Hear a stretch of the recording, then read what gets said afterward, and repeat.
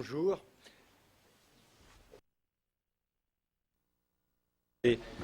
La France, après une élection très disputée, a été élue à la présidence du Conseil de sécurité.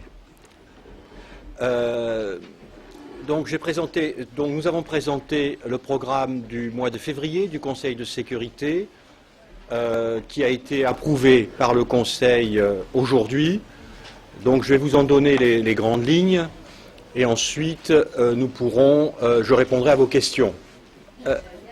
Donc vous regardez le programme et vous verrez que dans le programme, donc demain, le secrétaire général des Nations Unies, en consultation, rencontrera le Conseil de sécurité pour après la tournée qu'il vient d'effectuer et qu'il est en train d'effectuer, puisque le secrétaire général a participé à la conférence de Londres sur l'Afghanistan, s'est rendu ensuite au sommet de l'unité africaine, où il a eu des contacts, de nombreux contacts bilatéraux, et enfin, il a passé 48 heures à Chypre. Donc ce sera l'occasion pour lui de faire le point sur sa visite. Naturellement, nous lui avons demandé également qu'il puisse informer le Conseil de sécurité de l'état de l'effort humanitaire qui est conduit à Haïti. Donc ceci le 3. Le 5, le président de l'OSCE, de l'Organisation pour la sécurité et la coopération en Europe, le ministre des Affaires étrangères du Kazakhstan, présentera le programme annuel, le programme de la présidence kazakhstanaise du Conseil de sécurité, présidence kazakhstanaise de l'OSCE au Conseil de sécurité. Le 10, premier événement organisé par la présidence française.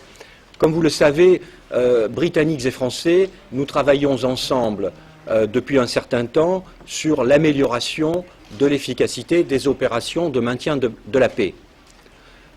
Vous le savez, depuis en 10 ans, le volume des opérations de maintien de la paix conduites par les Nations Unies a été multiplié par 5 et nous devons naturellement adapter nos structures.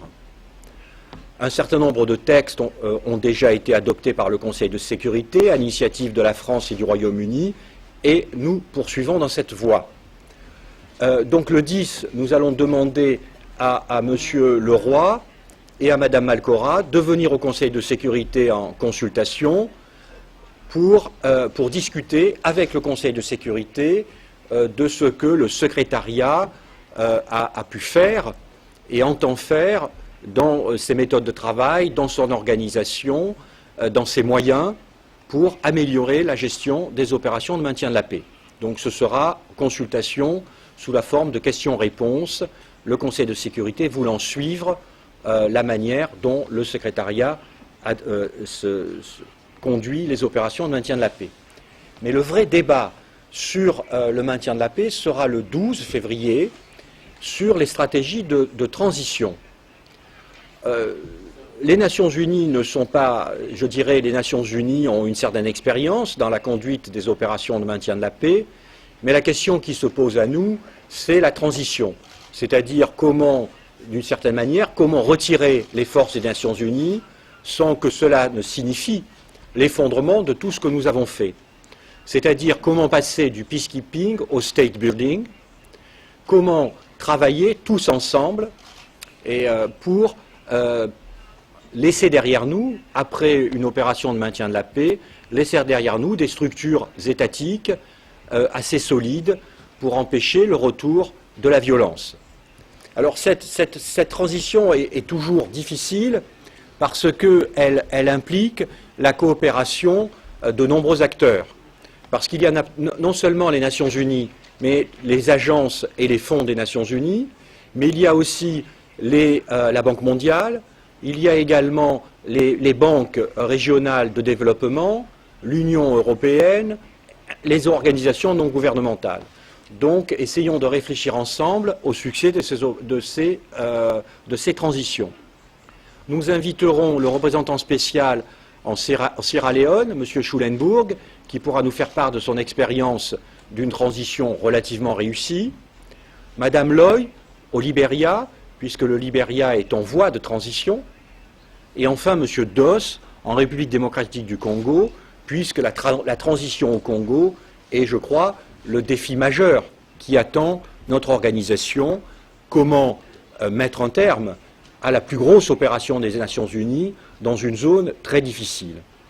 Donc ce sera le débat stratégie de transition nous inviterons les principaux contributeurs de troupes, également l'Union africaine et l'Union européenne. Troisième débat enfin, organisé par la France, le 24, nous demanderons à M. Costa, le directeur général de l'UNODC, l'agence de Vienne, de venir nous parler des menaces transversales, ce qu'on appelle les menaces transversales, la manière dont ces menaces deviennent des véritables menaces systémiques, c'est-à-dire qu'elles menacent la stabilité même d'un certain nombre d'États, en particulier des États fragiles. Quand je parle des menaces transversales, c'est non seulement le trafic de drogue, mais également la criminalité organisée, les trafics d'êtres humains, les trafics d'armes, qui sont autant d'éléments à la base de la corruption des appareils étatiques, mais également des menaces plus directes, dans la mesure où, tôt ou tard, ces trafiquants ont des liens ou nouent des liens avec les organisations terroristes. Ou inversement, les organisations terroristes, de nombreux exemples existent, se livrent ensuite à des trafics et deviennent en réalité des organisations mafieuses et criminelles. Et il y a là donc des menaces de plus en plus pressantes et nous trouvons important que le Conseil de sécurité en soit informé par M. Costa. Ce sera, je crois, la deuxième ou troisième fois que M. Costa vient nous parler de ce genre de questions. Donc, un certain nombre de questions m'ont déjà été posées. Donc, en ce qui concerne les fameuses notes en bas de page du programme que vous avez sous les yeux. Donc, la consolidation de la paix en Afrique occidentale, c'est donc la Guinée. Nous espérons donc que nous pourrons apporter notre soutien au processus politique qui reste fragile. Haïti, il ne figure pas au programme, mais nous devrons, j'en suis convaincu, nous devrons à un moment ou à un autre demander aux principaux acteurs sur le terrain, c'est-à-dire à la fois le département des opérations de maintien de la paix, mais aussi OCHA et le UNDP, le PNUD, de venir nous faire le point avec nous des efforts qui sont conduits par les Nations Unies. Cela, nous le fixerons avec les agences concernées, nous fixerons la date avec les agences concernées. Le point femmes et paix et sécurité, nous attendons le rapport du secrétariat, puisque la résolution 1888 impose au secrétariat de nous présenter un rapport sur la manière dont il va mettre en œuvre cette résolution. Donc le point est sous l'ordre du jour, dans la mesure où c'est une obligation qui est imposée au secrétariat. Nous ne savons pas encore lorsque le rapport sera transmis au Conseil de sécurité.